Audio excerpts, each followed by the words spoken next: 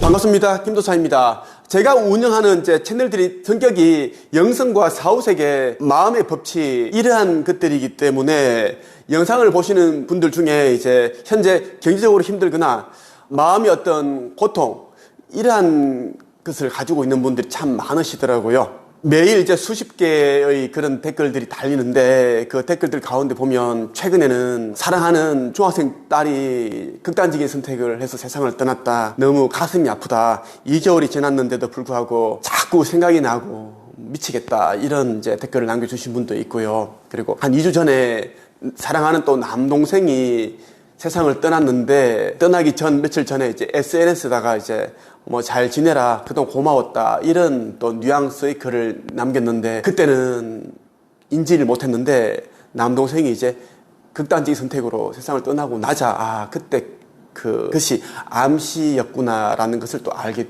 되었다. 왜 이렇게 뒤늦게 알게 되었는지 미리 알았더라면 남동생에게 어떤 그런 힘이 되어주고 용기가 되었을 텐데 그런 또 댓글을 남겨주신 분도 있고요. 정말 많은 분들이 사연을 가지고 있고 저마다 아픔을 가지고 있습니다. 저는 이런 사연을 접할 때마다 남의 일이 아니라 저의 일처럼 느껴집니다. 저도 이런 아픔들을 한두 번이 아닙니다. 여러 번 제가 경험을 했고 직접 겪었습니다. 그래서 제가 영상을 찍을 때 정말 온 마음을 다해서 저의 영상을 보시는 분들에게 위로가 되어주길 바라고, 그리고 용기와 희망이 되었으면 하는 그런 바람으로 영상을 찍고 있습니다. 저는 종교를 믿지 않습니다.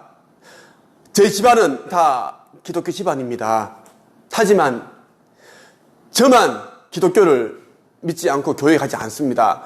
저는 이 종교라는 것은 무의미하다. 종교 위에 있는 그 창조주, 그 근원, 나의 아버지, 영혼의 아버지, 부모님을 저는 생각을 하고 믿고 그렇게 살아가야 한다고 생각을 하고 있습니다. 제 영상을 보시는 분들은 제가 이 영상들을 남기는 그런 이유와 철학, 이러한 부분들에 대해서 좀 더 알아주셨으면 좋겠다, 그런 생각이 들더라고요. 오늘은 여러분에게 영적 스승으로부터 제가 가르침을 받은 그 끌어당김의 법칙에 대한 이야기. 사람은 정말 우리가 살아가는 동안 의식주를 해결해야 되고 이것을 해결하기 위해서는 돈이 정말 중요합니다. 우리는 죽어서도 화장터에 가더라도 이 돈이 필요하고 모든 게 지금 사는 동안은 돈입니다. 그래서 우리가 돈을 만들어내는 것도 능력이고 돈을 또 잘 소비하는 것도 능력이다라는 것을 말씀드리고 싶고요. 가난은 생각보다 훨씬 잔인하다는 것을 저는 누구보다 잘 알고 있습니다. 하지만 저는 다행스럽게도 영적 스승으로부터 끌어당김의 법칙, 우주의 원리에 대해 스파르타 수업을 받았고 많은 힘든 일을 겪으면서 제대로 정립을 하게 되었습니다. 그에 대한 이야기를 말씀을 드리겠습니다. 그러면서 가난에서 벗어날 수 있는 유일한 방법에 대해서도 말씀을 드릴게요. 저는 이 방법으로 저같이 아둔하고 어리석고 지혜롭지 못했고 스펙도 없었고 기초생활수급자 가정이었고 저 역시 20대 후반에는 신용불량자였습니다. 새벽 2시에 고려 신용정보로부터 제가 추심을 당한 적도 있고 참 많았습니다. 집에 알리겠다, 그때는 그랬거든요. 추심 전화가 오면 고향 집에 알리겠다, 부모님이 아시면 어떻게 생각하시겠냐, 빨리 돈 갚아라, 이런 또 저는 꽤 많이 받았습니다. 그 당시 제가 죽고 싶었고 여러분들 생각하는 그 이상으로 저는 밑바닥 인생을 살았습니다. 그만큼 힘들었다는 것입니다. 하지만 지금의 저는 경제적 자유인이 되었고 많은 사람들에게 꿈을 심어주고 그리고 돈 버는 방법을 알려주고 퍼스널 브랜딩, 글쓰기, 책 쓰기를 통해서 또 인생을 바꿀 수 있는 방법을 알려주고 그리고 영성과 사후세계 이 모든 것을 총망라해서 제가 다 알려줄 수 있는 그런 사람이 되었습니다. 바로 들어가겠습니다. 제가 영적 스승으로부터 가르침을 받은 그 지혜가 담겨있는 천상의 가르침이라는 책과 함께 하겠습니다. 원하지 않는 것이 있다면 그것에 대한 시선을 거둬라. 원치 않는다면서 왜 굳이 그것을 생각하고 있는가? 너희가 계속 저항하게 되면 결국 그것을 가지게 될 것이다. 다르게 생각하라. 다르게 선택할 때 그것을 끌어당기게 된다. 너희는 태어나 죽을 때까지 삶의 목적을 찾는다. 그러나 대부분 삶의 목적을 찾지 못한 채 육신이라는 옷을 벗게 된다. 삶의 목적은 어떤 특정한 장소에서 찾을 수 있는 것이 아니다. 너희가 삶의 목적 가운데 있음을 깨달아야 한다. 너희가 그토록 찾아 헤매는 삶의 목적은 다양한 체험을 하면서 자신을 새롭게 창조하는 것이다. 저는 삶의 목적을 찾기 전까지 많은 방황을 했습니다. 그런데 제가 이제 그 삶의 목적, 내가 이 땅에 태어나서 해야 할 그 미션을 찾게 되면서 자 그동안 체험하게 된 시련과 역경들은 정말 나에게 어떤 영적 성장을 위해 존재했던 것이다 라는 것을 저는 뼛속 깊이 깨닫게 되었습니다. 많은 분들이 이제 자녀가 아닌 배우자가 형제가 너무 힘든 나머지 경제적인 그런 뭐 고통, 인간관계에서 오는 부분들, 남 모를 그런 고통을 인해서 극단적인 선택을 해서 세상을 떠나서 고통 가운데 있습니다. 그 고통은 정말 말할 수 없습니다. 저는 28살 때 아버지께서 극단적인 선택으로 세상을 떠났습니다. 제초제를 드셨어요.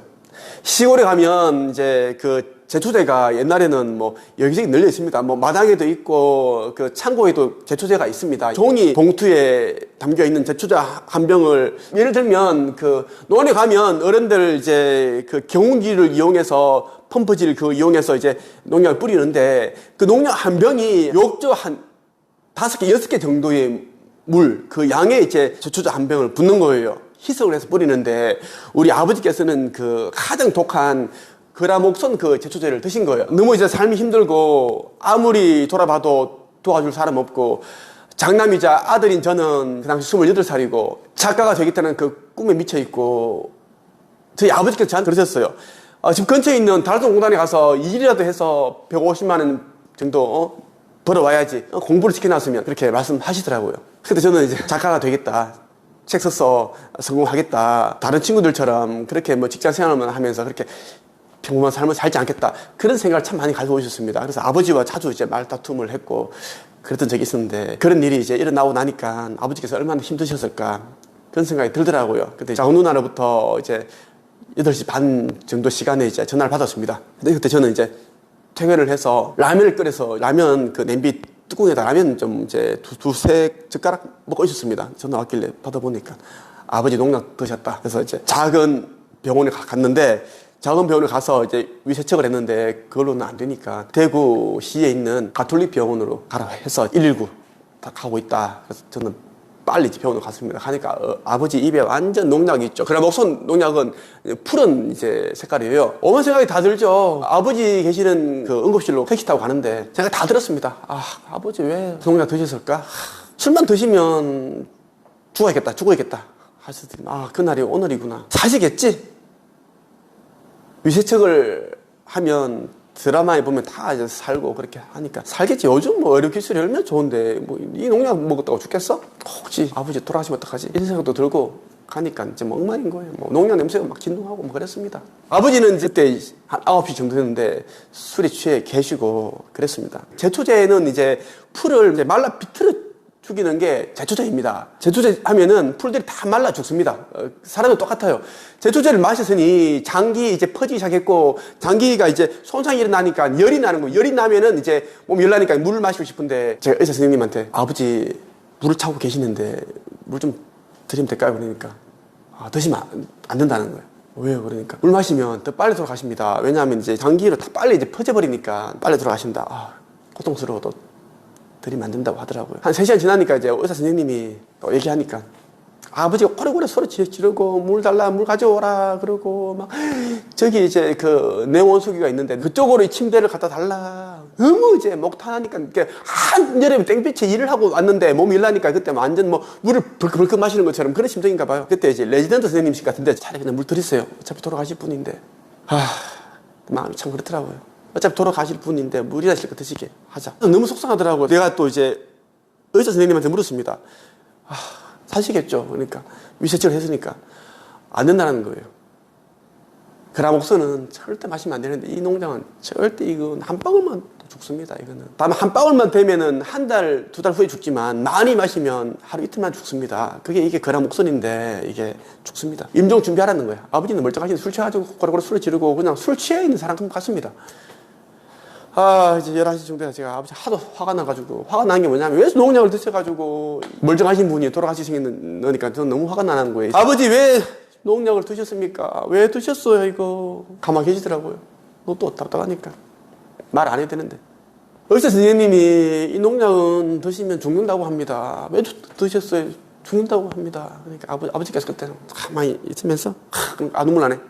먹으려고 한 게 먹은 게 아니다. 그러더라고요. 한 끼면 먹었다. 한 끼에 맛이 확 뱉었나 봐요. 일부 이제 삼킨 거지. 말 못하겠더라고, 더 이상. 그때부터 이제 아버지가 자기 죽는다는 걸 딱 아신 거야. 제가 얘기를 했기 때문에. 그때부터 아무 말씀 없었습니다. 한마디 안 하시더라고요. 물도 안 탔더라고요. 그전에는 이제 뭐 희망이란 게 있고, 이제 빨리 집에 가고 싶고, 그래서 물 찾았는데, 그때부터 물 달라는 말을 한마디도 안 하셨어요. 누구 이러는 거예요. 그때 참 우리 가족들은 누나 둘 있고, 저 어머니와 저 있는데 너무 착잡하고, 뭐 어떻게 할 수가 없으니까요. 아버지 이제 기력도 없고, 점점 기력을 잃어갑니다. 그래서 어머니께서 그러셨어요. 당신 내 말 들리지? 그러니까 조금 움직이는 거예요. 그러면 당신 이렇게 된 거 어쩌겠노? 그러시면서 대답을 손가락으로 이렇게 갖다 해달라고 어머니가 하시더라고요. 옆에 있었어요. 묻어달라고 하면은 손가락 한 번이고, 화장을 해달라고 하면 2번 해달라는 거야. 그래서 산에 묻어둘까 아니면 화장해줄까 하니까 2번 화장을 해달라는 거예요. 그 이야기 정말 가슴 눈물 나더라고요. 가슴 너무 찢어지죠. 그때 이제 그 병원에 내 고향 친구가 일을 하고 있었습니다. 그때 이제 가톨릭 병원에서 아버지의 소개로 그 일을 하고 있었는데, 우리 아버지가 그 병원에 왔다는 거 내가 얘기를 했는데도 얼굴을 안 내비치는 거예요. 너무 속상하는 거예요. 다음날 이제 우리 아버지는 이제 병원에서 그 병원비가 많이 나오니까 대구 달성군 농공읍에 있는 작은 가톨릭 병원으로 옮기는 게 낫다고 하시더라고요. 그래서 이제 임종을 맞으시는 게 낫다고. 그때까지 이제 안 오길래 걔한테 문자 보냈습니다. 야, 너는 친구가 돼가지고 아버지가 이렇게 있는데 너는 어떻게 인사를 한 번도 온 적이 없냐? 그러니까 자기 문자로 너무 바빠가지고 너무 더 화가 나더라고. 바빠가지고 같은 병원에 근무하고 있고 야간 일을 하고 있는데 내가 화를 내니까 이제 한번 와가지고 보고 가더라고요. 그런 적도 있었습니다. 그래서 이제 아버지가 이제 돌아가셨어요. 그 작은 병원에 가서 이제 있다가 돌아가셨으면 그때 이제 11시 34분경에 돌아가셨고 그랬어요. 갑자기 이제 죽음을 맞이했고 이제 장례식을 치르게 됐는데 돈도 없습니다. 돈도 없고 뭐 극단적인 선택 자살하셨기 때문에 뭐 알리지도 못하고 뭐 쉬쉬하고 그렇습니다. 지금은 그러지 않은데 그때는 이제 좋은 죽음이고 나쁜 죽음이 구분을 해버리니까 창피하다 뭐 이런 거 지금 그런 거 자체가 없습니다.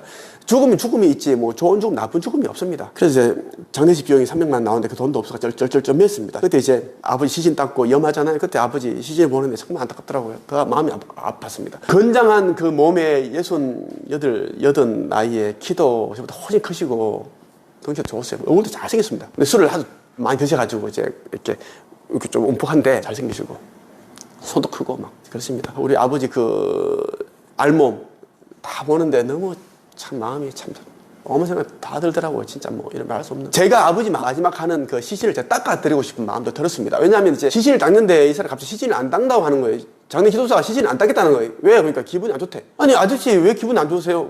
하시다가 우리 처음에 의미를 몰랐습니다. 근데 기분이 안 좋대. 닦기 싫대. 알아서 하시래. 이제 가는 거야. 가버리니까 이제 돈을 더 달라는 거야. 시신 장사. 옛날에 많았습니다. 요즘은 이제 법에 걸리니까 못 하는데. 그러니까 모르게 이제 30만 더 달라는 거야. 울며 계단 먹기로 또 30 없는 돈에 30만 원 또 작은 누나가 줬어요. 또 이제 웃으면서 알지. 뭐 어르신 너무 안타깝다. 너무 참 이렇게 몸도 좋으시고 잘생기신 참 안타깝네요. 제가 잘 해드리겠습니다. 30만 원 주니까 또 그렇게 하시더라고요. 그때 심정 같아서는 제가 진짜 닦고 싶었습니다. 진짜 그게 올라왔습니다. 근데 제가 이제 하다가 만약 아버지가 몸이 굳어 있습니다. 냉동 참치처럼 얼어 있어. 하다 바닥에 떨어뜨리면 큰일 나잖아요. 그런 생각이 막 다 드는 거야. 내가 닦고 싶은데 아버지 마지막 하는 길을 내가 발도 다 닦아드리고 하고 싶은데 근데 실수하면 어떡할까. 그래서 그런 생각 들었는데 그때 제가 아버지 시신 앞에서 제가 딱 약속을 했습니다. 첫 번째, 무조건 나는 작가로 성공하겠다. 두 번째는 아버지가 이제 떠나고 나면 지금의 가치로 따진다면 한 2, 3억 정도 되는 돈을 내 힘으로 다 갚겠다. 세 번째, 어머니에게 매달 용돈도 드리고 경제적으로 잘 해드려야겠다. 딱 약속을 했습니다. 나 혼자. 어머니, 짜오냐한테 절대 얘기를 안 했습니다. 나 혼자 약속을 했습니다. 그 약속을 지키겠다고. 그렇게 하고 와서 이제, 그때까지도 우리 이제 큰아버지, 목사, 작은아버지, 장모님인데도 코빼기는 안 보이는, 그다음 밤에 이제 작은 누나가 전화를 했습니다. 따지는 거예요. 어떻게 왜 교회 다니시고 목사님이고 장모님인데 왜 형제 죽었는데 왜 오지 않느냐. 그러니까 뭐 핑계 대는 거야. 몸이 아프다. 아니 그러고 또 목사야. 그러고 뭐 그러는 거예요. 싫다는 거지. 왜 자살을 하셨고 뭐 술을 많이 드셨고 맨날 애먹이고 교회 안 가고 그게 제일 컸던 것 같아. 그 옆에서 제가 이 개새끼들 쓰레기들 오지 마라 그래. 오지 마라 그래. 이 개쓰레기들 목사가 뭐야. 이 목사 같지 않은 인간들 들으라고 또 크게 얘기했습니다. 자, 오늘은 막 욕을 하는 거예요. 그러고서 이제 한 2시간 후에 목사가 은퇴하신 큰아버지, 작은아버지가 작은아버지 정주에서 오고 목사님 포항에서 오니 포항과 대구는 금방입니다. 1시간 걸리면 옵니다. 온 거야. 앉아있다가 이제 조금 하고 이제 다음날 이제 7시 반, 8시 경에 이제 관 나가는데 관 나가는 모습만 스스로 쳐다보고 관 연고차에 싣고 나니까 사람이 없어. 우리 엄마도 가신다는 소리 못 들었대. 온다는데 없어. 기분 진짜 안 좋더라고요. 그냥 사라지고 없었습니다. 우리 아버지 살아 계실 때 그 농사 지으면 그분들이 오셔서 도와준 건 하나도 없습니다. 우리 어머니와 아버지가 그 남의 농가 밭을 빌려와서 농사를 짓고 오시면은 육족 마늘 있죠. 마늘 다 차에 실어주고 햅쌀 그거 차에 실어주고 뭐 파며 뭐 양파며 다 주는 거예요. 그렇게 진짜 매년마다 그렇게 해드렸고 했는데 끝에는 형제도 외면하고 그렇더라고요. 교회 하나님 믿는다라는 사람이 그렇습니다. 그때 정말 제가 많이 좌절하고 했지만 교회에서 말하는 하나님의 존재는 저는 버렸습니다. 제가 알게 된 진짜 그 창조주에 대해 제대로 알게 됐습니다. 제가 영성 공부를 하고 사후세계도 공부를 하고 많은 책들을 읽어보고 보통 사람들은 조금 더 껴나도 이제 알지 못하는 그런 책들을 100권 정도를 읽으면서 또 많은 체험들을 하고 직접 영적인 체험을 하고 하니까 제가 이 땅에 태어난 이유를 알았어요. 아버지께서 그 자살하신 데는 자신의 어떤 그런 거 운명입니다. 자살을 하는 데 대해서 너무 슬퍼하지 마십시오. 자살하는 데는 2가지 이유가 있습니다. 첫 번째는 자신이 죽기로 했다는 그러한 이제 사후 선택에 대한 일이 하나 있고요. 또 하나는 이제 삶이 힘들어서 이제 자기가 이제 그렇게 못 견뎌서 떠나는 경우가 있는데 그래서 우리가 어떻게 할 수가 없습니다. 자기의 이제 결정이니까요. 우리는 이 땅에 태어나서 하기로 했던 그 미션을 수행을 해야 됩니다. 모든 사람들에게는 이 삶을 선택하기 전에 우리가 사후세계에서 연계해서 우리가 어떤 삶을 살겠다. 어떤 시련과 역경을 체험하겠다는 걸 다 계획을 세워온다라는 겁니다. 이때 어떤 사람들은 10대에, 20대에, 30대에, 40대에 자살하는 것까지 다 계획이 세워져 있습니다. 어떤 사람들은 자살이라는 것도 그 사람의 어떤 영적인 카르마를 소멸하기 위한 그러한 부분들이 담겨 있기 때문에 우리가 이제 그렇게 판단해서는 안 된다라는 걸 말씀 꼭 드리고 싶어요. 저는 이제 삶의 목적을 찾고 나니까 제가 이제 아버지의 죽음도 담담하게 받아들이고 그냥 아버지 좋은 그런 기억들만 생각을 하면서 저에게 어떤 주어졌던 시련과 역경이 왜 그런지를 잘 알게 되는 거예요. 여러분들도 각자 가지고 있는 그 삶의 목적을 꼭 찾으라는 말씀을 드리고 싶습니다. 너희는 언제나 생각하고 말하고 행동하는 것을 얻게 될 것이다. 자신이 창조한 것이 원치 않는 것이라면 다른 생각을 하라. 창조주는 항상 너희에게 현실을 수정할 수 있는 기회를 주고 있다. 삶은 자신이 의도하는 바대로 흘러간다. 삶을 바꾸고자 한다면 자신의 의도에 대해 제대로 알아야 한다. 우주는 선택하지 않은 것을 창조하는 실수를 단 한 번도 하지 않았다. 과거에도 현재도 앞으로도 그런 실수는 일어나지 않는다. 창조주에게 기도할 때 위선자처럼 해서는 안 된다. 위선자들은 회당 안과 큰 길 모퉁이에 서서 기도하기를 좋아한다. 이는 오직 그들의 이기심에서 다른 사람들이 봐주기를 바라는 마음에서 하는 위선일 뿐이다. 기도할 때는 영혼의 전능함을 위해 기도해야 한다. 위선자들처럼 주절거려서는 안 된다. 위선자들은 많은 말을 해야 창조주에게 기도가 전달된다고 생각한다. 여러분들이 지금 누리고 있는 모든 것들, 좋은 것들, 안 좋은 것들 전부 다 여러분들이 과거에 생각했던 것들이 지금에 이제 나타난 것들입니다. 삶이 힘들다 이런 분들이 참 많으시죠. 지금의 삶을 만든 것이 자신입니다. 지금의 삶이 만들어지게끔 생각을 하고 말을 하고 행동을 했기 때문입니다. 이제부터라도 다른 생각을 하고 말을 하고 행동을 해보십시오. 그러면 여러분들이 지금부터는 다른 삶이 펼쳐지기 시작을 할 겁니다. 모든 것은 우리의 의식에서 비롯되는 겁니다. 우리의 의식이 알라딘 램프의 지니와 같습니다. 우리의 의식이 모든 것을 생산해내고 불러내고 만들어낸다라는 것입니다. 의식만 바꿔도 많은 것들이 모든 것들이 변하기 때문입니다. 우리가 영성 공부를 하고 마음의 법칙을 공부를 해야 되는 이유가 여기에 있습니다. 그때 보이는 피상적인 것들, 우리 외모를 바꾸고 말투를 바꾸고 입고 있는 옷을 바꾸고 이렇게 한다고 해서 삶이 달라지는 건 아닙니다. 단지 그날의 기분만 달라지겠죠. 하지만 우리의 내면 세계, 의식 세계를 바꾼다면 여러분들이 만나고 있는 사람들이 완전 달라지게 되고, 여러분들이 지금 다니기 싫은 그 직장도 벗어날 수 있습니다. 모든 것은 여러분들이 답을 알고 있습니다. 이제부터 여러분들이 알고 있는 것을 실천을 해보시고요. 그리고 이제 종교를 가지신 분들 가운데 뭐 성당, 교회를 믿는 분들이 큰 소리로 이제 기도를 하십니다. 이런 행위는 예수께서도 말씀하셨어요. 이것은 이제 바리새인들이나 위선자들이 하는 행동이다라는 것. 그들은 회당 안과 교회 안, 뭐 성당 안, 그리고 이제 큰 길 모퉁이, 많은 사람들이 보는 곳에서 나는 이런 믿음을 가지고 있다, 이렇게 기도를 잘한다, 이것을 보여주기 위한 그런 이제 행동에 지나지 않는다라는 것. 유튜브를 보면 어떤 뭐 장로님, 목사님도 보면은 막 큰 소리로 막 기도를 하는데, 이거 사실 보기 안 좋습니다. 자기 뭐 자랑하는 거지, 그게 기도라는 것은 굵고 짧게 믿음으로 하는 겁니다. 기도를 5분, 10분씩, 이것은 정신이 나간 기도입니다. 그런 기도는 이루어지지 않습니다. 자기 자랑에 지나지 않는다라는 것입니다. 기도를 할 때는 자기 자신의 영혼의 진보, 영혼의 완성을 위해서 기도를 해야 된다는 것. 자꾸 뭔가를 해달라, 병 고침 낫게 해달라, 이렇게 해달라, 저렇게 해달라, 이런 기도는 기도가 아니다라는 것. 이것은 종이 할 수 있는 그런 최악의 기도다. 우리는 창조주로부터 모든 것을 받았기 때문에 우리는 내가 받은 것을, 그 달란트를 우리는 실천을 하고 실행을 해야 된다는 것입니다. 우리는 완벽한, 완전한 존재이기 때문에, 그래서 우리는 영혼의 전능함을 위해 기도를 하자, 이렇게 말씀드리고 싶습니다. 그러면 깨달은 사람들은 어떻게 기도를 할까요? 저는 기도가 안 됩니다. 기도를 하려고 하면 자꾸 말이 막힙니다. 어떻게 해야 될까요? 김도사님, 기도 잘하고 싶습니다. 제 아는 부사님은 기도를 하는데 막 분수가 터지듯이 계속 그게 기도가 나옵니다. 저는 1분도 못 하겠습니다. 어떻게 해야 될까요? 하나님이 저를 싫어할까요? 아니에요. 그건 위선자예요. 기도를 잘한다고 해서 구원을 받거나 천국에 가는 게 아닙니다. 기도를 잘하는 사람들은 대부분 지옥에 갑니다. 연옥에 갑니다. 기도라는 것은 간결하게 하되 온 마음을 다해서 하면 됩니다. 이렇게 기도하시면 됩니다. 나의 영혼이여 그대는 전능합니다. 그대의 능력이 나의 내면과 이 삶에서 온 우주 안에서 펼쳐지도록 하소서. 이 영혼의 전능함을 드러내는 기도를 해보십시오. 구하라 그러면 너희들이 얻을 것이요, 찾아라 그러면 너희들이 찾을 것이요, 두드려라 그러면 너희에게 열릴 것이다. 진심으로 자신의 의식에게 구하는 사람은 받을 것이다. 의식을 통하여 찾는 사람은 발견할 것이고, 의식의 문을 두드리는 사람에게 그 문이 열릴 것이다. 교회를 믿는 사람들, 성당 다니시는 분들 잘 들으십시오. 목사님들, 장로들 잘 들으세요. 예수를 통하여 찾는 사람이 찾는 것이 아닙니다. 우리는 의식이라는 것을 두드리고, 그리고 의식을 통해 찾을 때 우리는 찾게 되고 얻게 됩니다. 의식의 문을 두드려야 한다는 것입니다. 그러면 의식이라는 것이 무엇인가?